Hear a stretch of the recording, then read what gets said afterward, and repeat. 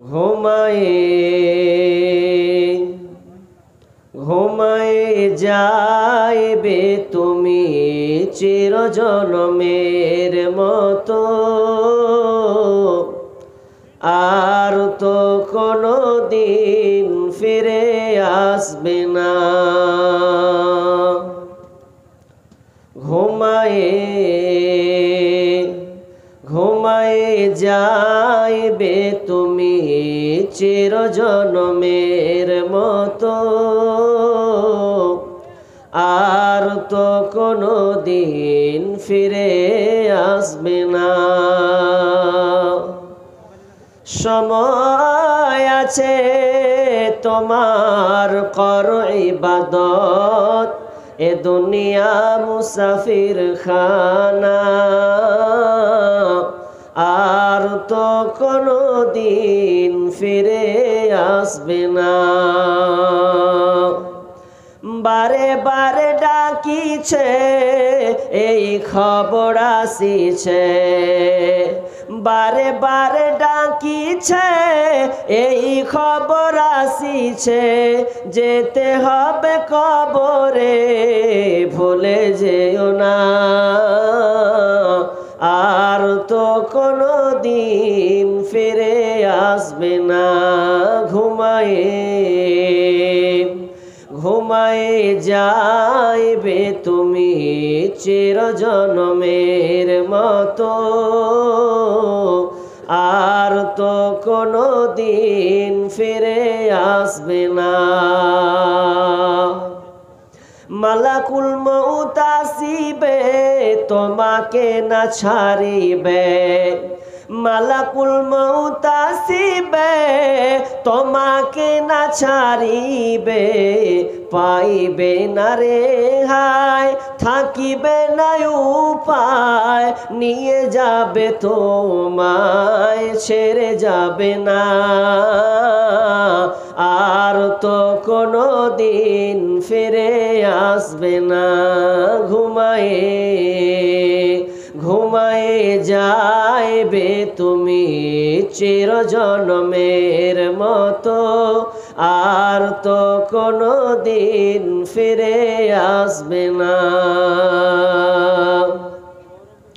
বন্ধু বান্ধব আসিবে এক নজর দেখিবে, বন্ধু বান্ধব আসিবে এক নজর দেখিবে, ফিরে চলে যাইবে বন্ধুর ভালোবাসা সঙ্গে যাবে না,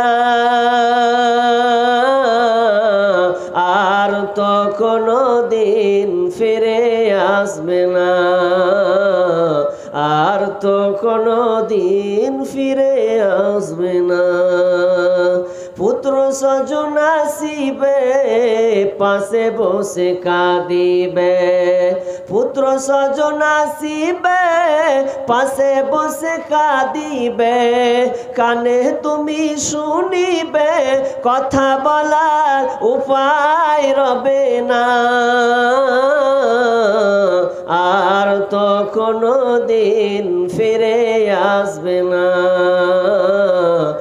আর তো কোনো দিন ফিরে আসবে না। নামাজ পড়ো রোজা রাখো কালমা পড়ো তো ইবাদত করো, নামাজ পড়ো রোজা রাখো কালমা পড়ো তো ইবাদত করো, কবরেতে পাবে তুমি সান্ত্বনা, আর তো কোনো দিন ফিরে আসবে না। ঘুমায়ে ঘুমায়ে যাইবে তুমি চিরজনমের মতো, আর তো কোনো দিন ফিরে আসবে না, আর তো কোনো দিন ফিরে আসবে না। লিল্লাহি তাকবীর। ওই জি ভাই খাওয়া দাওয়া হচ্ছিল, আমি দেখছিলাম, ওই যে আপনারা খেয়ে আসেননি? হ্যাঁ, যদি খেয়ে যদি আসেন তবে কেন আবার লিল্লাহে তাকবীরের স্লোগান এত আসতে হবে কেন? এমনভাবে আওয়াজ করেন যাতে যারা বাইরে আছে জিলিপি ছেড়ে দিয়ে যেন এখানে দৌড়িয়ে পালিয়ে আসে, যারা জিলিপি ধরে আছে পাপড়। লিল্লাহি তাকবীর। মাশাআল্লাহ, জোশ আরো বেশি হওয়া উচিত, ইমানি জোশ। এত দুর্বল হলে হবে? সমস্ত প্রশংসা গুণগান মহিয়ান গরিয়ান কৃপাময় সেই মহান রব্বুল আলামিনের জন্য, যার অশেষ মেহরবানিতে আমরা আজ মাদ্রাসা কেন্দ্রিক মাহফিল, একটি ইসলামী সভা, যে ইসলামিক সভায় যে মহান মনিব আমাদেরকে বিভিন্ন জায়গা থেকে এক সুন্দর মাহফিলে বসার তৌফিক দান করেছেন, এই জন্য আল্লাহ সুবহানাহু ওয়া তাআলা প্রশংসা করি, বলুন আলহামদুলিল্লাহ। অতঃপর দরুদ ও সালাম শান্তি বর্ষিত হোক সকল নবীর উপর, বিশেষ করে আমাদের শেষ নবী জনাবে মুহাম্মদুর রাসূলুল্লাহ, বলুন সাল্লাল্লাহু আলাইহি ওয়াসাল্লাম। আজকের এই জলসার সম্মানিত সভাপতি এবং মঞ্চে উপবিষ্ট উলামায়ে কেরাম এবং দূর দূরান্ত থেকে আগত ছোট বড় ভাই ও বাপজিরা এবং প্রজেক্টের মাধ্যমে দেখনেওয়ালি মা ও বোনেরা, আমি আপনাদের সম্মুখে মহাগ্রন্থ আল কোরআন থেকে কয়েকটি আয়াত এবং একখানি হাদিসে নববী পাঠ করেছি। এই আয়াত এবং হাদিসকে সামনে রেখে আমি আপনাদের সামনে কোরআন থেকে একটি বিষয় বলার চেষ্টা রাখছি ইনশাআল্লাহ তাআলা। বিষয়টি খুব গুরুত্বপূর্ণ, জটিল এবং কঠিন, কারণ মানার ক্ষেত্রে আমরা বর্জনীয় ক্ষেত্রে আমরা মেনে চলি, একেবারে উল্টো। কোরআনে এই 30 পারা কোরআনে আল্লাহ সুবহানাহু ওয়া তাআলা দুই ধরনের আইন আমাদের দিয়েছেন। এক নম্বর আইন হচ্ছে আদেশমূলক আইন, একগুলোকে বলা হয় নিষেধমূলক আইন। আল্লাহ যেগুলোকে করতে বলেছেন ওগুলোকে মেনে নেওয়া এবং যেগুলোকে নিষেধ করেছে ওগুলোকে বর্জন করা, প্রত্যাখ্যান করা। এর বিষয়ের উপরে আমি আপনাদের সংক্ষিপ্ত আলোচনা বলার চেষ্টা করব, কারণ আমি খুব অসুস্থ। কারণ কয়েকদিন ধরে একই রকম রাত জাগা, প্রায় আসাম থেকে এসে নিয়ে কলকাতা থেকে নিয়ে আবার এখানে রিটার্ন আসা। যেহেতু আমি একজন নতুন মানুষ, এত আমার অভ্যাসও নাই, তবে আশা করছি ইনশাআল্লাহ আপনাদের দোয়ার বরকতে হয়তোবা এটা আমি কন্ট্রোল করার চেষ্টা করছি। আল্লাহ যেন আমাকে তৌফিক দান করেন, বলুন আমিন। কি বলছিলাম যে কোরআন দুই ধরনের আইন আছে। যদি আপনি এ কোরআনকে মেনে চলেন তাহলে আপনার জীবন ধন্য, আর যদি আপনি কোরআনকে না মানেন তাহলে আপনার জীবনের কষ্ট আছে, আপনি সুখ থেকে হারিয়ে যাবেন, নেকি থেকে বঞ্চিত হবেন, জান্নাত থেকে আপনি বঞ্চিত হবেন। এক মেনে নেওয়া আর এক হচ্ছে বর্জন করা। যদি আপনি আল্লাহ যেটা বলেছেন ওটা বলার পর যদি আপনি না মানেন তবু আপনি আসামি, অপরাধী। আর যদি আপনি নিষেধ করে দেওয়ার পরে আপনি ওটাকে মেনে নিলেন, উল্টা করে নিলেন, এটা করিও না, এটা ধরিও না, এই জায়গায় যেও না, এরপরেও আপনি চলে গেলেন, এরপরও আপনি অপরাধী। একটা আদেশ করা, ওটাকে না মেনে নেওয়া, এর নাম গুনাহ।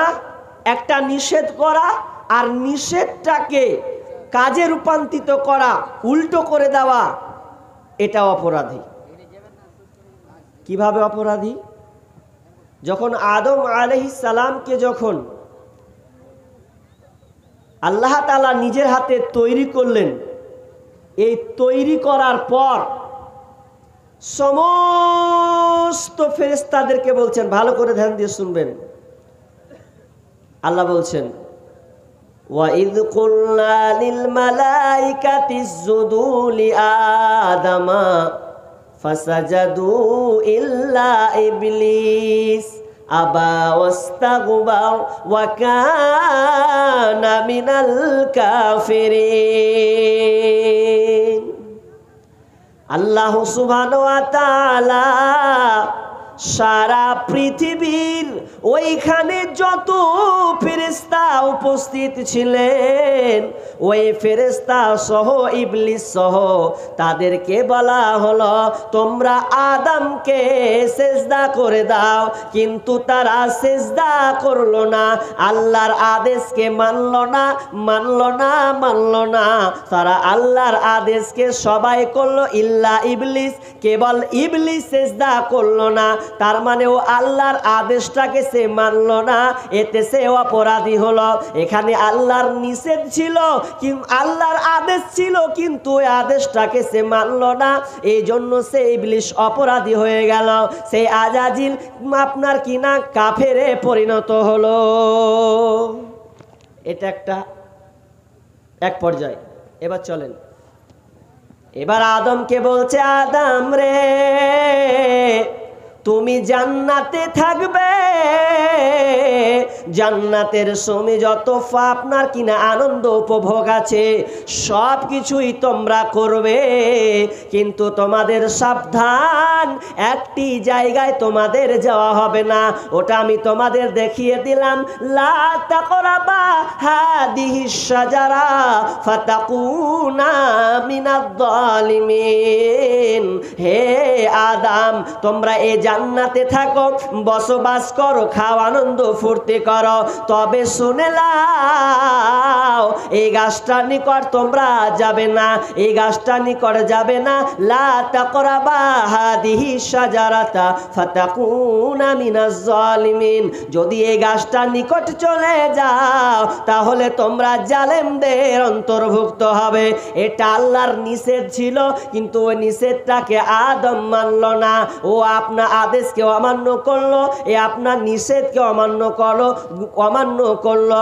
গুনাহ কিন্তু বারবার হয়ে গেছে, কিন্তু এক জায়গায় তারা একটা ভালো কাজ করলো, তারা অপরাধ করেছে, অপরাধ করার পর আল্লাহর কাছে স্যালেন্ডার হয়ে গেছে, মাবুদ কাছে বারবার কাঁদে আর বলে, রব্বানা যালামনা আনফুসানা ওয়া ইল্লাম তাগফির লানা ওয়া তারহামনা লানাকুনান্না মিনাল খাসিরিন।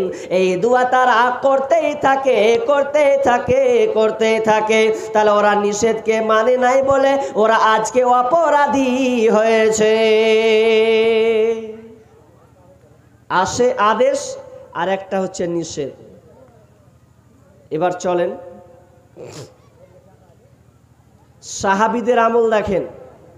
সাহাবীরা এক চান্সে মেনে নিয়েছেন, সাহাবীদেরকে বলেছেন যে তোমরা এটা করো, সঙ্গে সঙ্গে তারা কবুল করে নিয়েছে। বলেছে তোমরা এটা ছেড়ে দাও, তো সঙ্গে সঙ্গে ছেড়ে দিই। চলেন আপনাকে দেখাই, মুসলিম শরীফের হাদিস দিচ্ছি আপনাকে।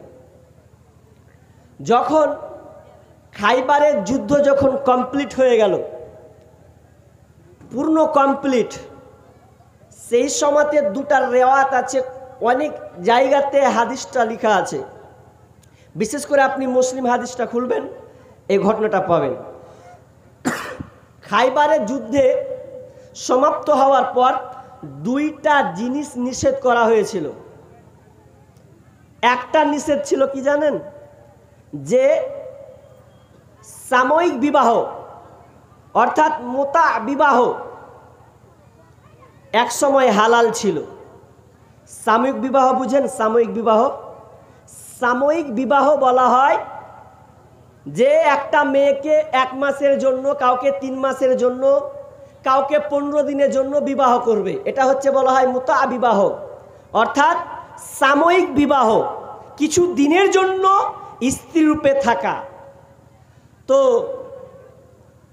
দুইজন সাহাবী আল্লাহ রাসূলকে বলছেন, ইয়া রাসূলুল্লাহ, আমাদের খুব বিয়ে করার ইচ্ছা হয়েছে, তো আমরা বিয়ে করব। তো বলছে যাও তোমরা বিবাহ করো গা, বিয়ে করবে যখন। তো তাদের কাছে বিয়ে যে করবে, তো তাদের কাছে দুটা কি ছিল, কম্বল ছিল। একজনের বয়স ইয়ং, আর একটার বয়স ধরে প্রায় 40 হবে, আর একজনের বয়স মিনিমাম যদি হয় 25 হবে, এই দুই রকম। তো তারা খাইবারের যুদ্ধ দুটা কম্বল পেয়েছে। ভালো করে শুনবেন, এই দুটা কম্বল পাওয়ার পর এরা একে অপরকে বলছে, হ্যাঁ চনা কম্বল পেয়েছি, তো এই কম্বলের বিনিময়ে বিবাহ করব, চ। তো ইয়ং ছেলেটা বলছে ওই বয়স্ক লোকটাকে, হ্যাঁ রে ভাই বিয়ে তো করবি ঠিক আছে, তো সামনে যে ঠান্ডা দিন আসছে, কম্বল পেয়েছিস তুই একটা, তো কম্বল দিয়ে বিয়ে করবি, তো যখন ঠান্ডা লাগবে কি গায়ে দিবি? ওটা ছাড়, এখন বিহার করা নিয়ে উঠেছে, তো তুই ফের তুই ঠান্ডার কথা নিয়ে আসছিস, যেটা উঠেছে ইচ্ছা সেটা পূরণ করবো, তারপর পরে দেখা যাবে। যে বলছে ঠিক আছে, তাহলে কি করতে হবে? তো বিয়ে চ, কোথায় যাবি? তো চল আমির গোত্রে চলে যাব, ওখানে ভালো ভালো মেয়ে আছে, ওখানে চয়েস করব। তো চ তাহলে ওখানে যাই। ওখানে যাওয়ার পরে তারা চলে গেছে, ওই গোত্রের মধ্যে ঢুকে গেছে। গতি ঢাকার পর দুয়ারে আওয়াজ করছে যে বাড়িতে আছে গো? বলছো কে? বলছে আমরা অমুক জায়গা থেকে এসেছি, বিয়ে করার জন্য এসেছি, এ বাড়িতে মেয়ে আছে, বিয়ে করব। ও বিয়ে করার জন্য তোমরা এসছো? তো হ্যাঁ। তো মেয়ে আছে? বলছে হ্যাঁ মেয়ে আছে। ঘর থেকে বেরিয়ে আসলো, বেরিয়ে আসার পর দুজন, এবার ওই যে মেয়েটা, সুন্দরী মেয়েটা বাইর দরজা খুলে বের হচ্ছে, তখন দেখছে যে দুইজন ছেলে, একটার বয়স 40 হবে আর একটার বয়স 25 হবে। যার 40 বয়স তার চকচকা কম্বল একদম নতুন নিউ মডেলের, আর যার 25 বয়স তার কম্বলটা একদম কোনো রকম আছে, মানে খুব নতুন নয়। এবার বলছে তোমরা কে? তো বলছে আমরা অমুক জায়গা থেকে এসেছি, বিয়ে করব বলে আমরা এখানে এসেছি।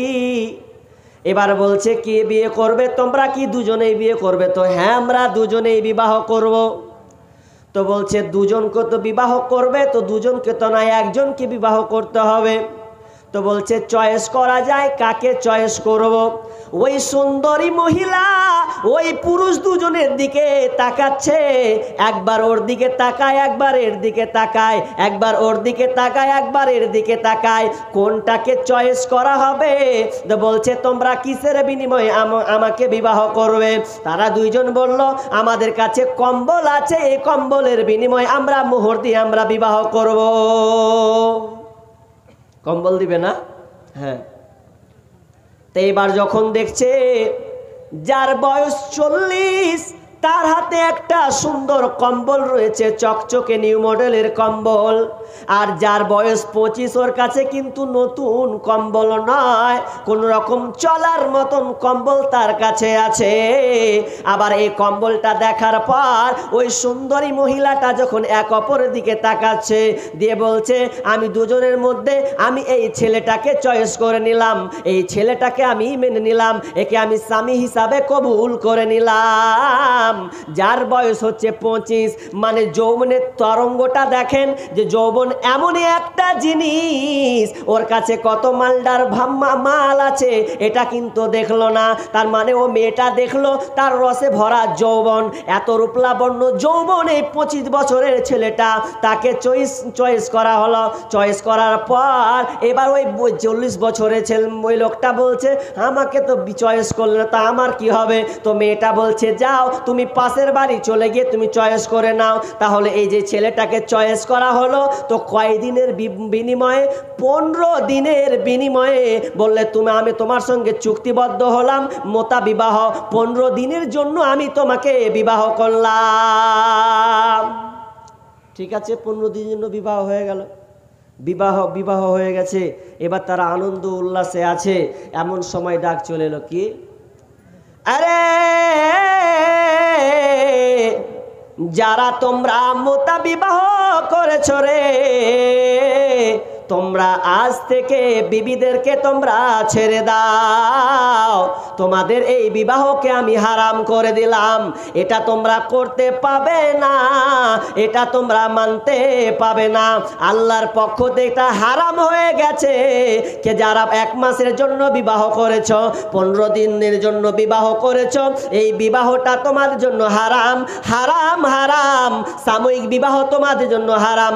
অতএব তোমরা যে যেখানে থাকো না কেন রে, তোমরা সেখান থেকে তোমরা বিবিকে ছেড়ে দিয়ে পালিয়ে এসো, অথবা তোমরা আবার নতুন করে বিবাহ করে নাও। আর লাইফ যতদিন বাঁচবে তুমি ততদিনের জন্য তুমি নির্ধারণ করে নাও। আর যেমনই আওয়াজটা কানে এসেছে ওই 2 সাহাবীদের কানে, তখন তারা তৎক্ষণাৎ যে হালাত থাক না কেন, যেমনই কানে ঢুকেছে মোতা বিবাহ করা যাবে না, হারাম, সাময়িক বিবাহ করা যাবে না, হারাম, তখন তারা ওই মেয়েটাকে ছেড়ে দিয়ে ঘর থেকে বেরিয়ে পড়েছে। আর বেরিয়ে পড়ার পর ওই মহিলাটা বলছে, কেন গো তুমি কেন চলে যাবে? আর তোমার তো 15 দিনের জন্য চুক্তি করা হয়েছে, আজ তো হলো মোট 4 দিন, এখনো তো 11 দিন বাকি আছে, তুমি কি 11 দিন এটা পূর্ণ করবে না?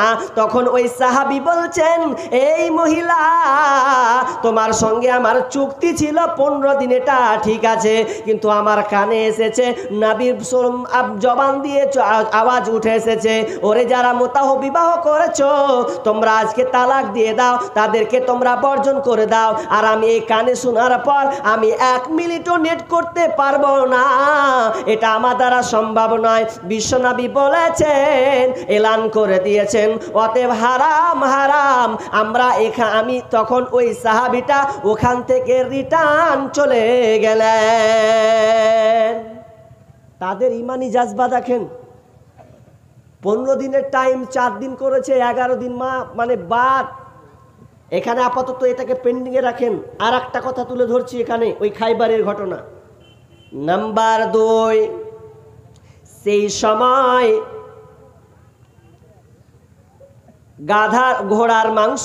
গাধার মাংস কিন্তু হারাম ছিল। এই গাধার মাংস হারাম, খাওয়া যাবে না, কিন্তু সেই সময় এই যুদ্ধের আগে আপনার কিনা মুহূর্তে হালাল ছিল। তো সাহাবীরা যুদ্ধ করে এসেছেন, ক্লান্ত হয়েছেন, এখন তাদের খাবারের প্রয়োজন পড়েছে বন্ধুরে, এখন তাদের খাবার নিবারণ করতে হবে, কোনো জিনিস দিয়ে তাদের খাবারটাকে আপনার কিনা তৃষ্ণাকে মিটাতে হবে।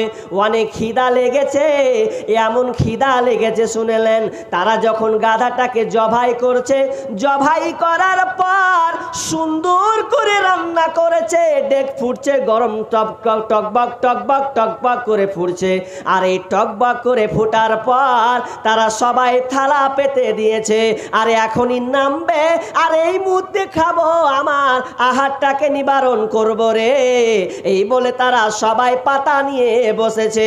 আর যেমনই বসা, এমন সময় হঠাৎ করে আওয়াজ চলে এলো, ওরে যারা গাধার মাংস যারা রান্না করেছো, শুনে নাও, আজ থেকে তোমাদের জন্য গাধার মাংসকে হারাম করে দেওয়া হলো, কেউ তোমরা খেতে পাবে না, তোমরা কেউ মুখে দিতে পাবে না। আর যেমনই এই আওয়াজটা শোনা, যেমনই এই খবরটা পৌঁছে দেওয়া, সাহাবীরা যেমনই শুনলেন, সঙ্গে সঙ্গে তারা ওই খাবারটাকে, ওই ডেকটাকে সম্পূর্ণ উল্টে দিলেন। পাতাতে তো দূরের কথা, এক সাইডে জমিনে তারা উল্টে ফেলে দিলেন। দেখেন তাদের ইমানি জাজবা, অথচ হালাল ছিল হারাম হয়ে গেল। যেমনই হারাম হয়ে যাওয়া, না খেয়ে থাকা মানুষ, পেটের যন্ত্রণা, তাদের খাবার খেতে হবে, কোনো উপায় নাই, এরপরেও তারা ওটাকে ছুঁড়ে উল্টে ফেলে দিলেন। এবার আপনার সঙ্গে আমার কিছু কথা, দুটা মাথায় রাখেন, এবার পয়েন্টে চলে আসেন। কি বলছি? এখানে যত লোক আছেন হাত তুলবেন কিন্তু। আচ্ছা, আগে প্রশ্ন করি, বলেন তো বছরে খুতবা কটা হয়? কে বলতে পারবেন? জুমার খুতবা 52টা করে খুতবা হয় বছরে। আচ্ছা ঠিক আছে। তারপরে জালসা, আর এখন তো প্রত্যেক গ্রামে, একটা গ্রামে 4টা করে জালসা হয় একদিনে। একদিনে একটা গ্রামে 3টা 4টা করে একই রকম জালসা হয়, হচ্ছে। আপনাদের তো বেশি, এদিকে ডিস্ট্রিক্ট, এই মালদা ডিস্ট্রিক্টে সব, এখন মুর্শিদাবাদে শুরু হয়নি, কখন যে আপ শুরু হবে আল্লাহ জানে। তো এত জালসা, তাহলে আপনি জালসা শুনলেন, এরপরে আপনি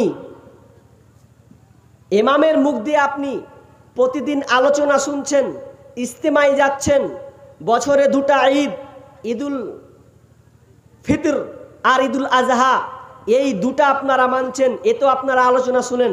এবার আপনি বুক ফুলিয়ে বলবেন যে এই লোক কটা আছেন, হাত তুলে দিবেন, দরকার হলে সোশ্যাল মিডিয়াতে দিয়ে দেব আপনাদের।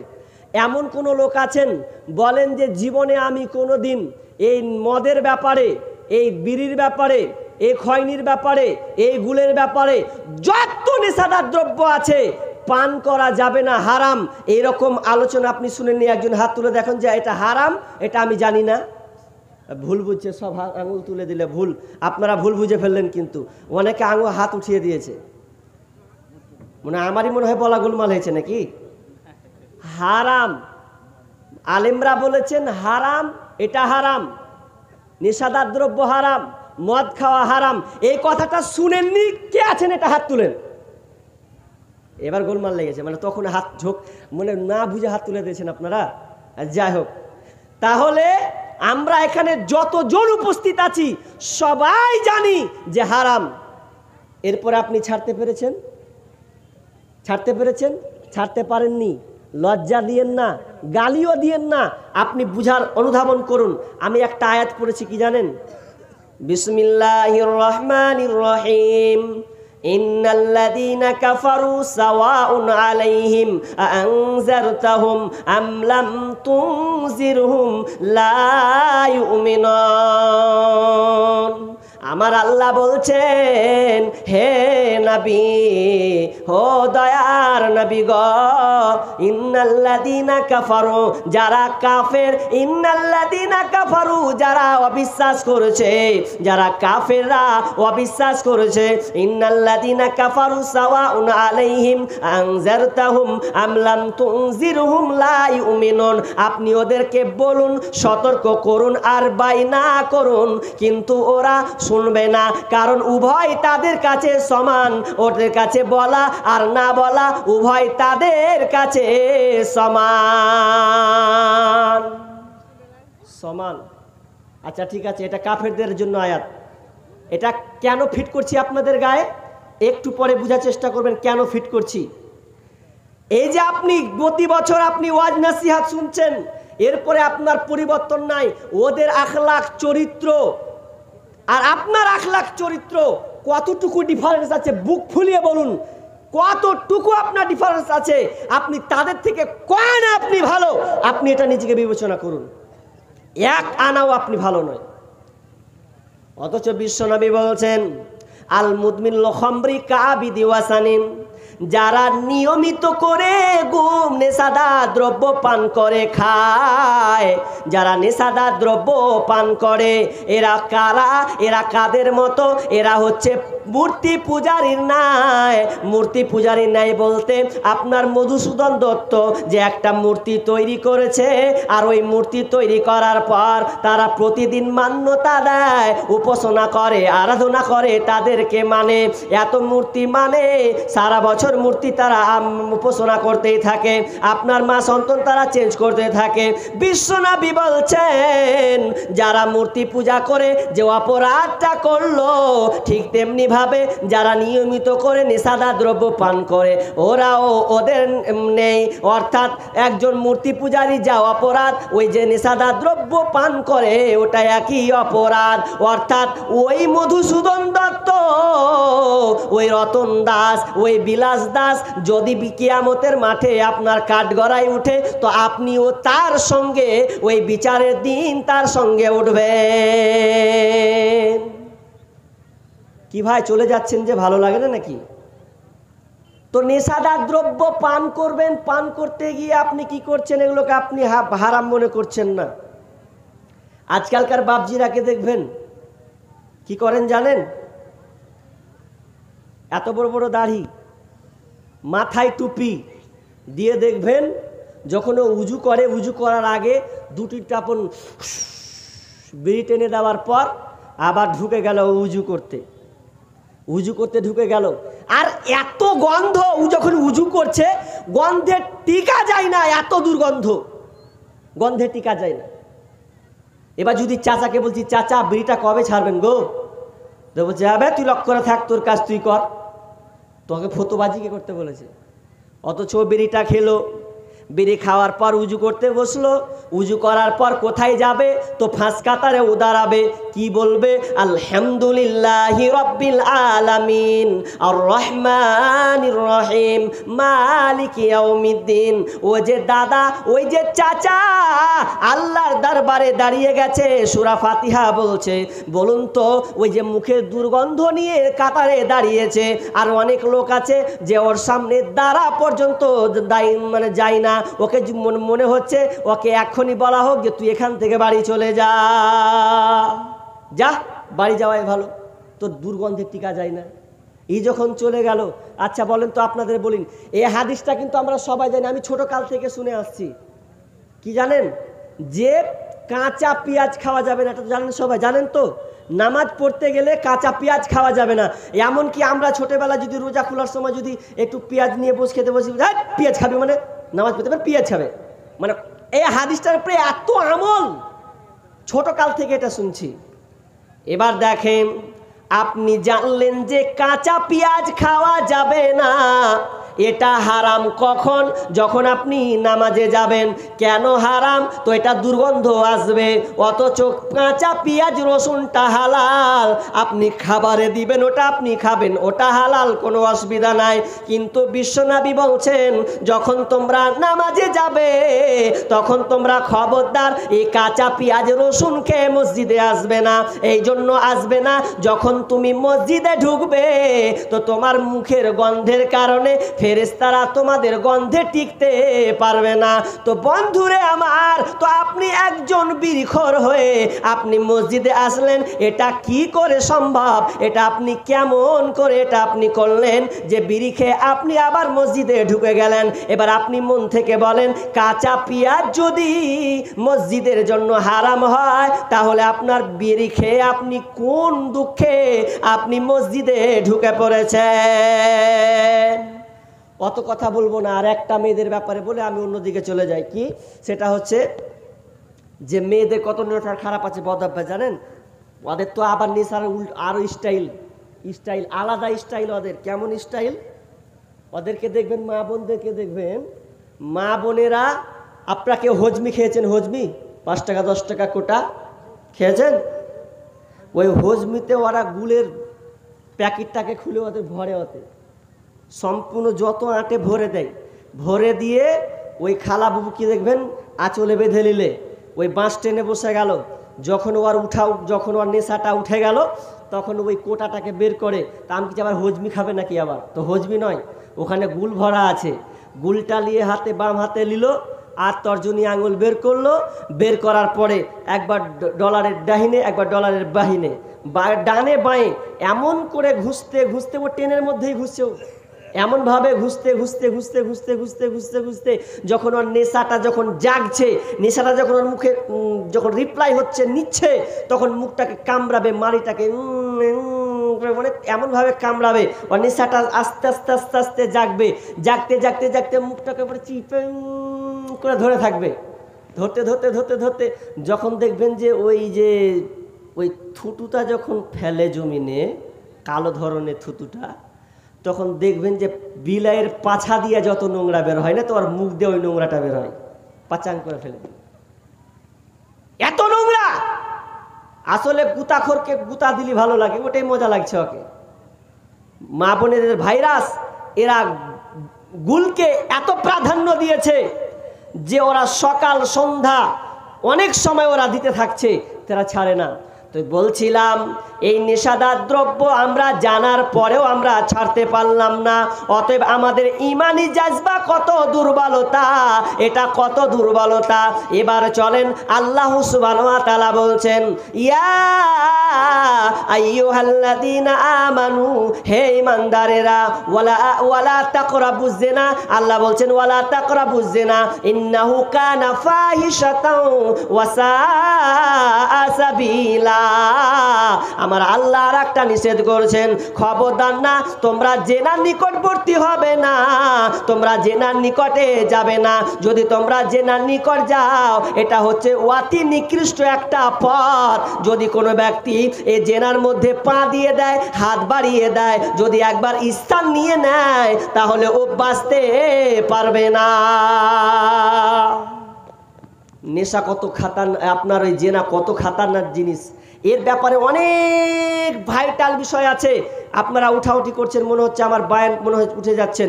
আমি বায়ানটা কিভাবে করি তবুও বলছি, দেখি সংক্ষেপে পারা যায় কিনা। এই জেনা এত খাতারনাক, আজকে বর্তমানে ভাইরাসে পরিণত হয়েছে। যে এই জেনা এমনভাবে বিস্তার লাভ করেছে, ঘরে ঘরে জেনা। তার মধ্যে দুটার কারণে, এক টিভি আর এক মোবাইল। এক টিভি আর এক মোবাইল খুবই মারাত্মক।